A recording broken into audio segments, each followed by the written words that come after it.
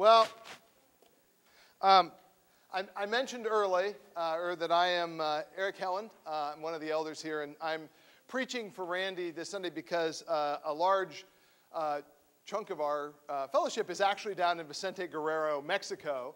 And that both explains why I'm up here and the tie, as I have mentioned. So I thought what I would do is start off, and I sort of love Paul's letters in this, that he starts off with greetings. He always starts off with greetings. And if you remember, these were letters that were read out in the fellowship.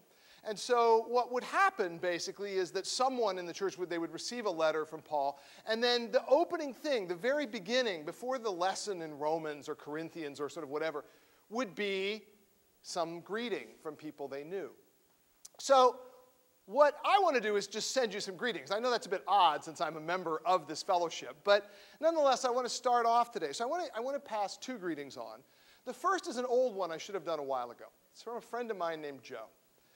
Joe is one of my oldest friends at work. When I came here as a 30-year-old assistant professor in 1998, Joe invited me to join his running group, and we've been running together ever since. And, well, Joe and I have been sort of through a lot. As you might think, a college professor running group is kind of an ambulatory conversation in which we just spend a lot of time talking. Joe's a devout Catholic, and so we can get 20 miles out of transubstantiation. It's great. We can go forever.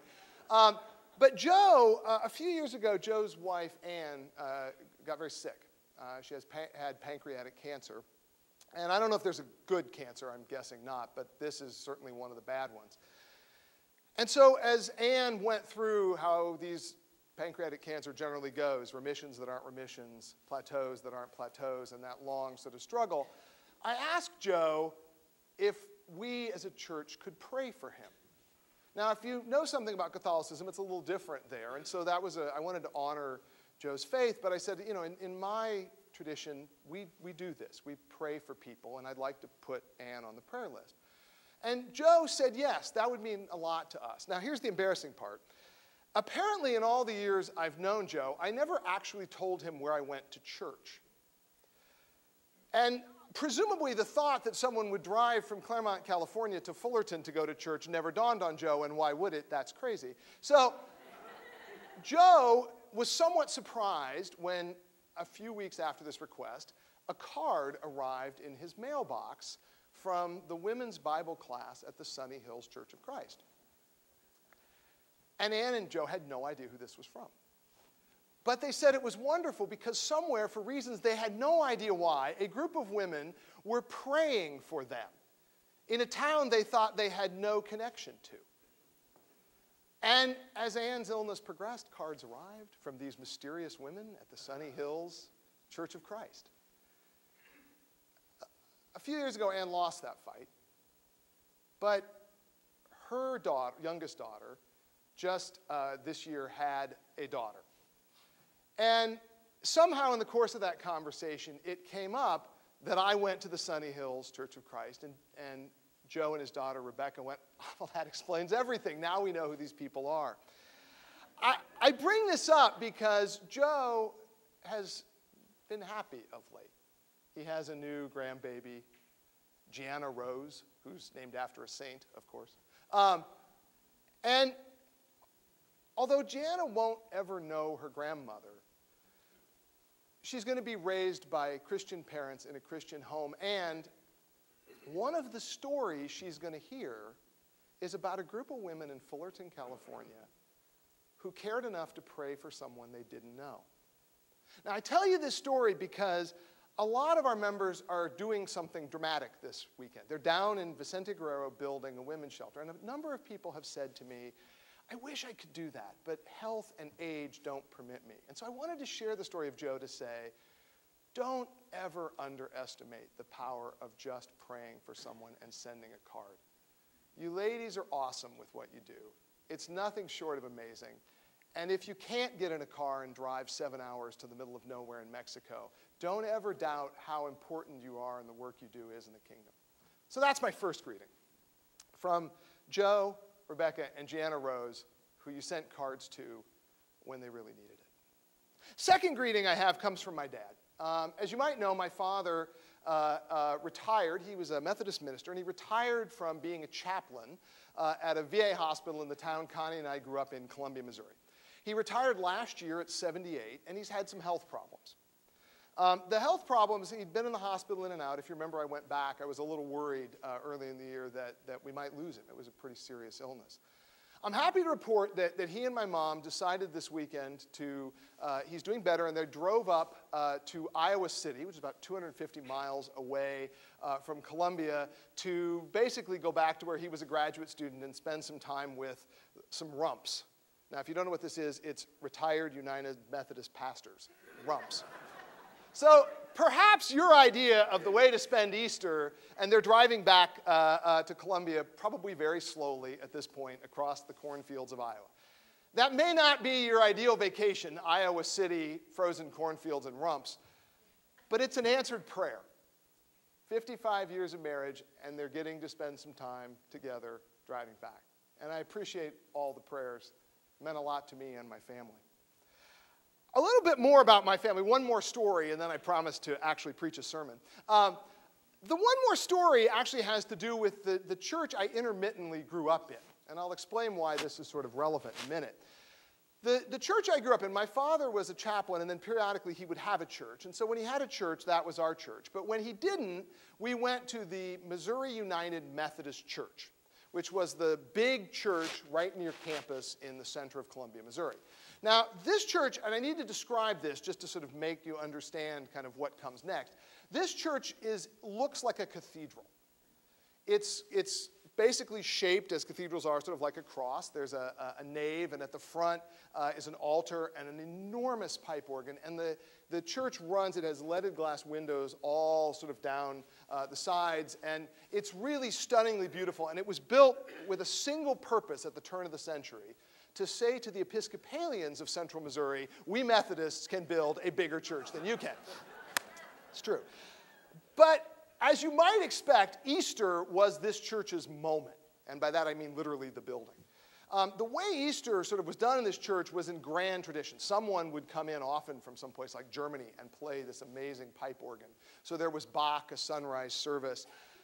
But here's the interesting thing. In that church, and for reasons that I've never quite understood, the local church in the Methodist Church gets to choose how often during the year the church takes communion. My father's preferred was once a month. A good friend of mine from graduate school who goes to church in Central Missouri in a Methodist church, they do it as we do every week. But for reasons that probably had to do with sheer size, this Methodist church did communion once a year. Now, there are things I like, if I'm being totally honest, about the church I grew up in, Bach. There are things that I love about the church I have chosen, and one of them is weekly communion. I love this, because what happens, as Roger just did for us, is we get a communion service every week, where someone reminds us of how important this is and the purpose we have for being here. And I think that's incredibly important. In this church I grew up in, of course, there was an Easter sermon, which sounded a lot like what we have as a communion service. But because it was only done once a year, that was the sort of the time to do it. So when it came to be my father's turn, of course, being a contrarian, he couldn't quite do what was expected of him. And so he decided to preach a version of the sermon I'm going to sort of give you today, which was Easter, what about the people who didn't get it? Now, you might think that an Easter sermon that involves Pilate, Judas, and Barabbas might be a bit controversial, and you would be right. This was not necessarily the best received. So I'm hoping it goes over a little better this time.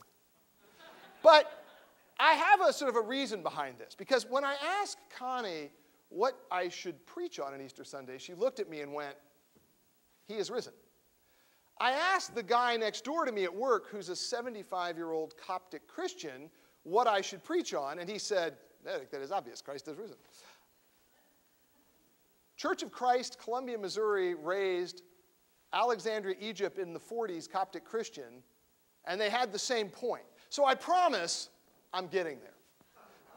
Let me start off, though, with one thing I think we should remember, and that is from the the passage in Corinthians Jim read us. And I don't want to read you the whole thing. I just want to read you the last line.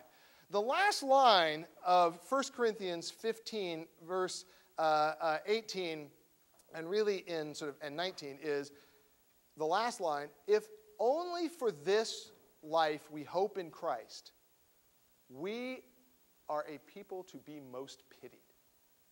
Now let's think about that for a moment, because I think what it's saying to us is, this really matters. This resurrection that we celebrate today, it's really, really important. And you want to think about it really hard because it means something. So with that warning from Paul, let's sort of start out with the responses to Easter of these characters we don't usually talk about. Because if you think about it, we talk about Mary, we did in class, and her response. We talk about Peter and his response. But Pilate was alive on Easter. We think about Pilate's role leading up to Easter, right? But presumably Pilate, who maybe by that point had gone back to Caesarea, might have gotten wind as the governor of Judea that something odd was going on. Pilate, that guy you crucified, they say he rose from the dead. But there's no indication that Pilate did anything with that information. Think about this for a moment, right?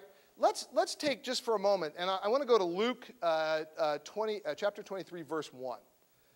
The whole assembly rose, the elders of the temple, and led him off to Pilate.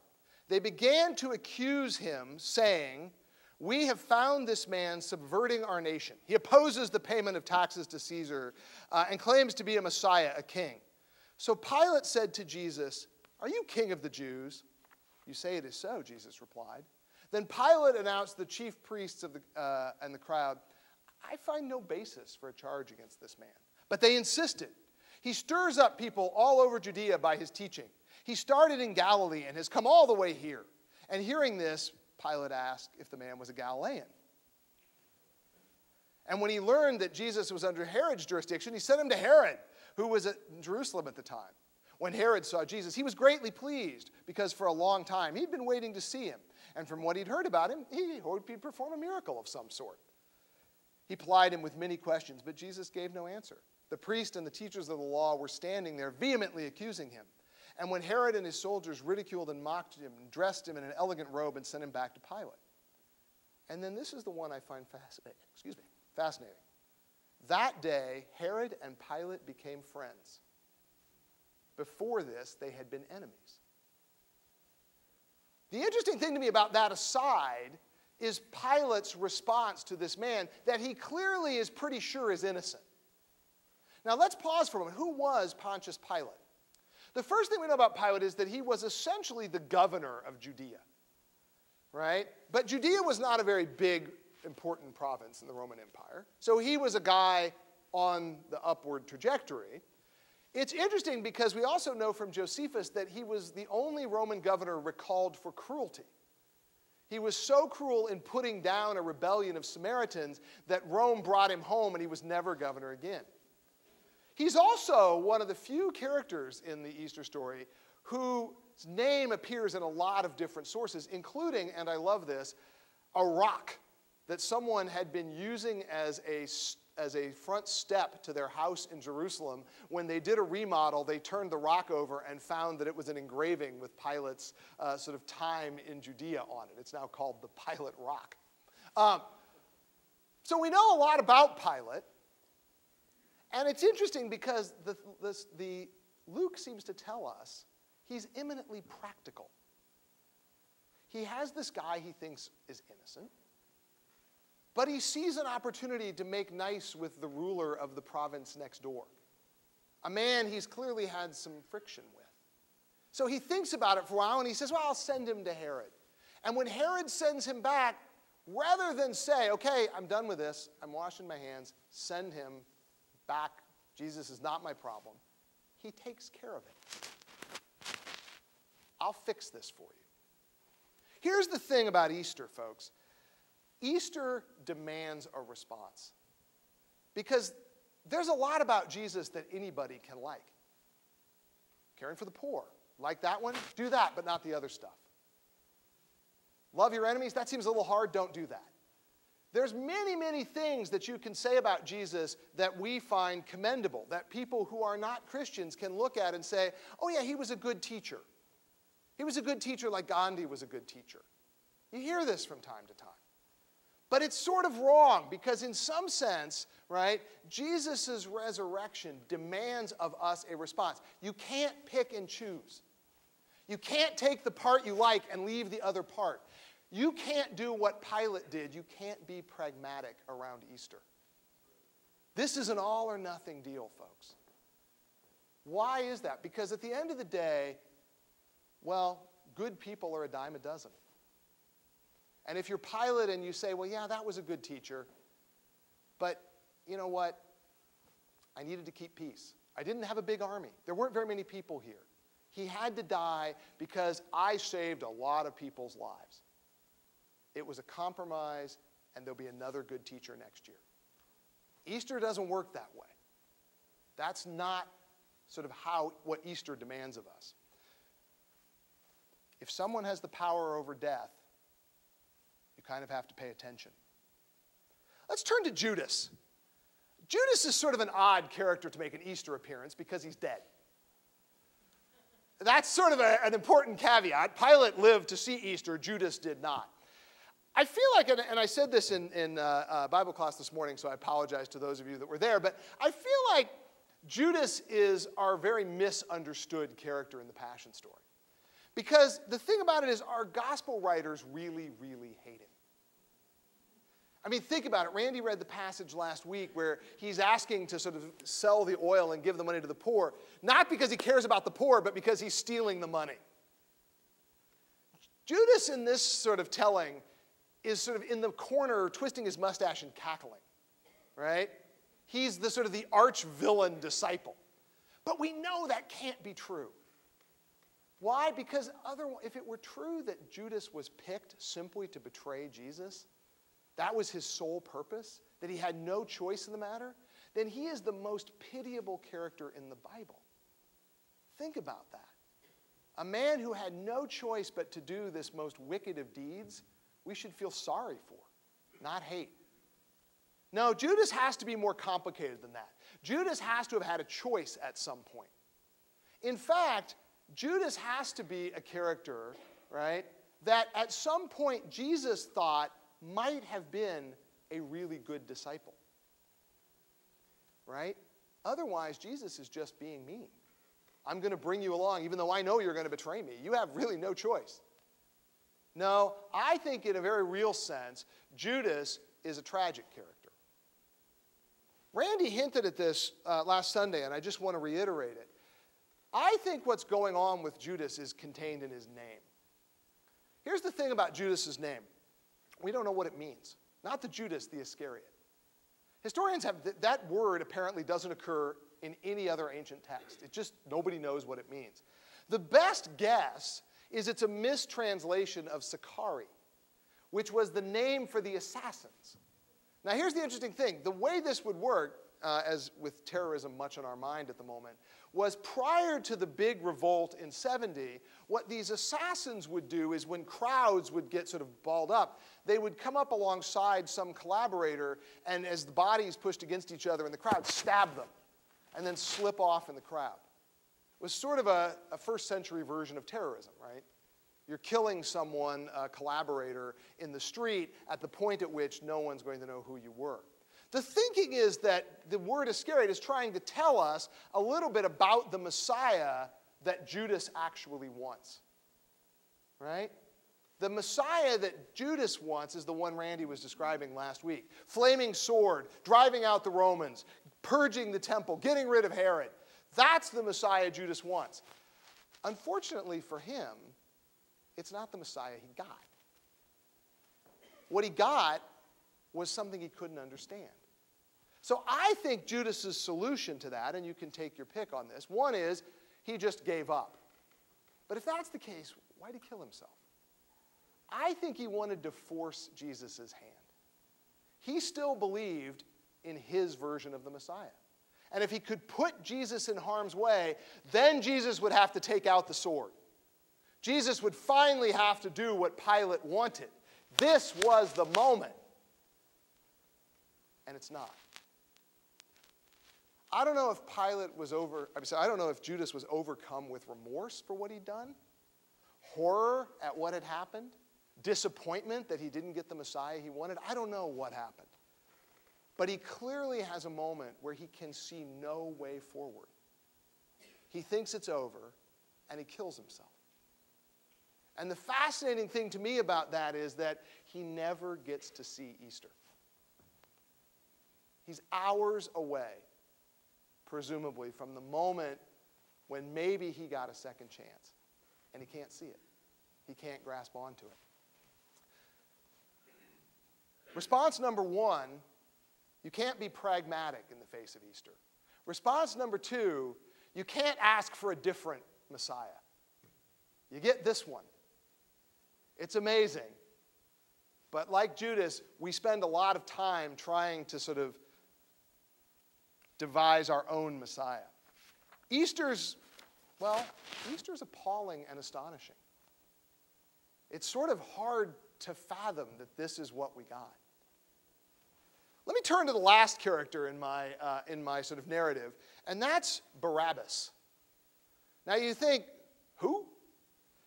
Barabbas is an interesting character because the first thing is his name seems to be Jesus Barabbas. But remember, Jesus' name isn't actually Jesus. His mother didn't call him Jesus Christ. That's the German version of the name Yeshua, Joshua. It was a pretty common name. And so the irony is that at some point there are two men named Yeshua standing in front of Pilate accused of crimes. He's described as a bandit, but I don't think that's quite right. The word that we translate as bandit is actually the one that Josephus uses as rebel. He's another revolutionary. He's another violent man, right? His last name, or what we call Barabbas, actually is just son of the father. So his name is Yeshua, son of the father, which I suspect either means his father was named Father, or we're supposed to get a larger sort of subtext out of that. I'm not sure what it is. But here's the story, right? The story says, meanwhile, Jesus stood before the governor. This is Matthew 27, verse 11. And asked him, "Are you king of the Jews?" "You say so," Jesus replied. When he was accused by the chief priests and the elders, he gave no answer. Then Pilate asked him, "Why don't you hear the testimony they are bringing against you?" But Jesus made no reply, not to a single charge, to the great amazement of the governor. Now it was the governor's custom at the feast to release a prisoner chosen by the crowd. At that time, they had a well-known prisoner named Jesus Barabbas. So when the crowd gathered, Pilate asked them, "Which one do you want me to release to you, Jesus Barabbas or Jesus who was called Messiah?" For he knew that it was out of self-interest that they had handed over Jesus to him.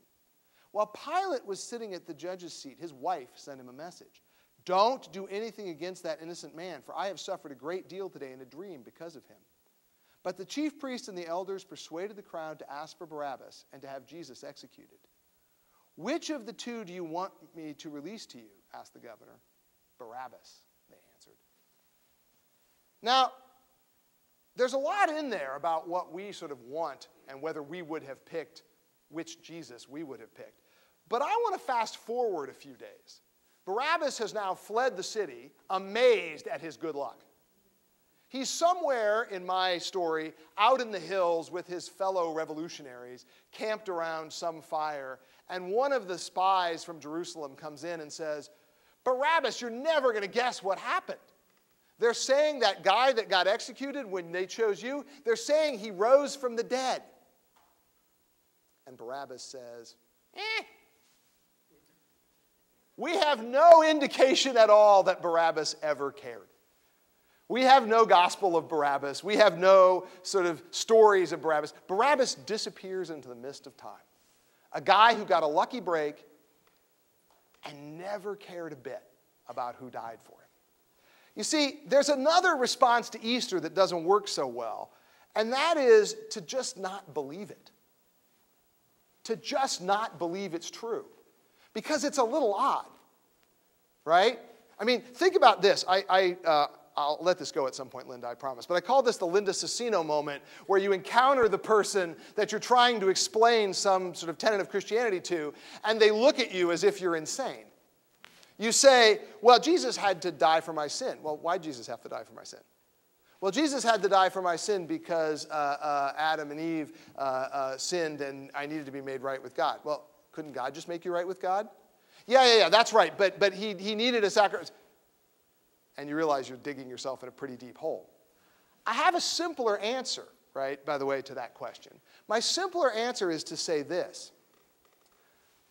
That cross behind there doesn't have to be a cross. It could be a rock. It could be a noose. It could be any number of ways Jesus could have died. But the point is, it's as if God said to us with the law, you human beings are not infinitely perfectible. You're not. You're flawed. You're not perfect. To which we said, give us a try. We think we can pull it off. We think we can be perfect. We try that a lot, by the way. Right? We can do it. And when we can't, he says, I'm going to send you someone who is what you profess to want to be, a perfect human being. You going to follow him? Oh, yeah, we're going to follow him, God. Absolutely. And we kill him of our own free will. The fact that God could see this coming doesn't mean that God gave us no choice in the matter.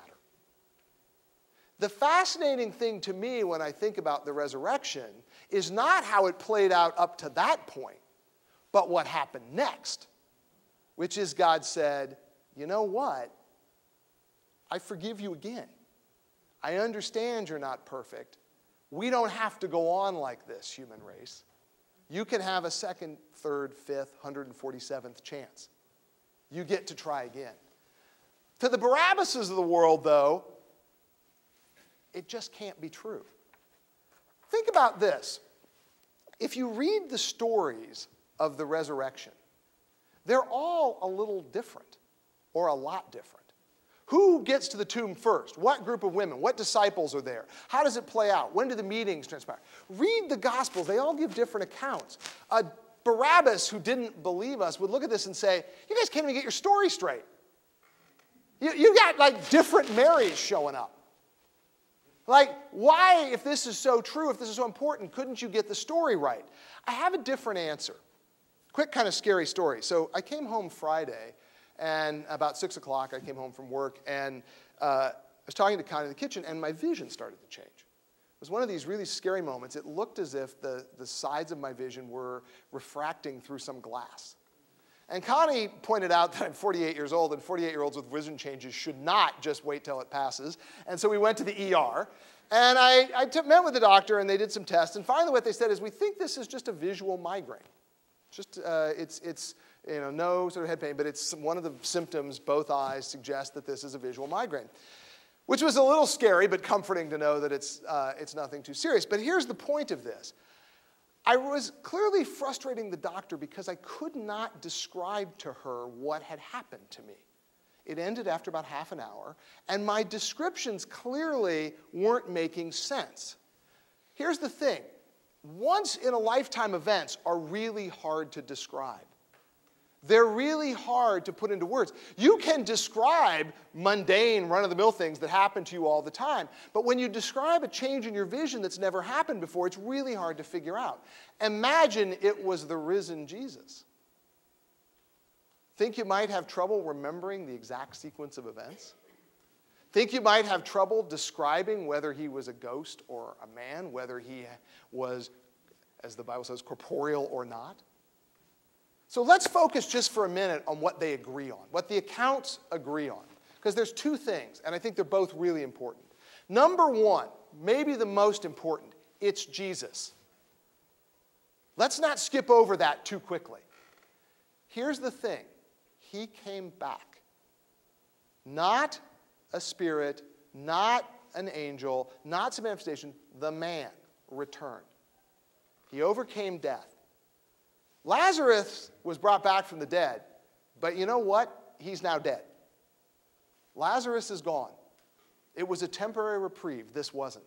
The Gospels are universal in their understanding that this was the man. And here's the second thing. The second thing that I find fascinating is that he bears the scars from his crucifixion. When he comes back, Thomas can touch the wounds. put a finger in his side. Now, I feel like we've been too raised on Dickens, because we're all thinking about Marley's ghost, right? I wear the chains I forged in life, right? But no, Marley's ghost in Dickens is being punished. That's the idea. The punishment doesn't end for the ghost, right? Jesus isn't being punished, so why does he still have the scars? Why not bring him back in a new body that's completely healed?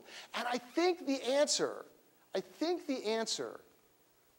lies in the fact that he still has a connection to this human life that he lived. Here's an example for you, and I'll make this one brief. Jesus was born and lived most of his life in a little town of Nazareth. He's listed in the Bible as a tekton, a worker. It could be translated as craftsman, but it could also be translated as day laborer. No matter what, he was the poorest of the poor. He didn't own land.